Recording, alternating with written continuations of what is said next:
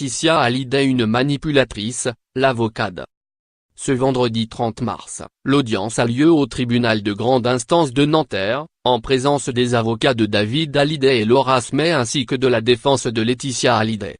Les aînés du rocker contestent en effet le testament de leur père, demandant un droit de regard sur l'album posthume ainsi qu'un gel du patrimoine du taulier.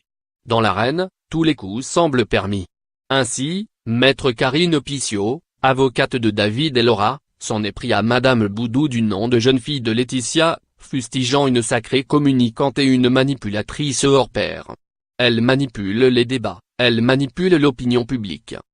Ce n'est pas la première fois que la veuve de Johnny Hallyday est accusée d'avoir manipulé son mari, d'avoir usé de son influence pour que le rocker lui lègue son patrimoine, ne laissant rien à ses deux premiers enfants.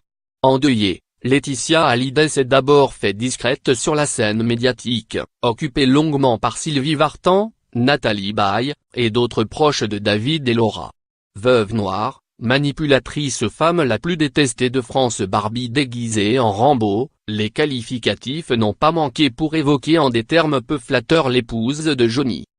Il y a peu, Laetitia Hallyday a visiblement changé de stratégie en prenant son contre-pied. L'avocat de l'épouse de Johnny Hallyday a accordé diverses interviews. Prétendre que Laetitia lui a forcé la main est une aberration quand on connaît la détermination de Johnny, a-t-il notamment affirmé auprès de Paris Match. Sébastien Farran, manager du rocker, s'est également exprimé au JDD, de même que Pierre Billon. Tous deux ont tenu à faire part de leur vérité sur l'épouse du chanteur.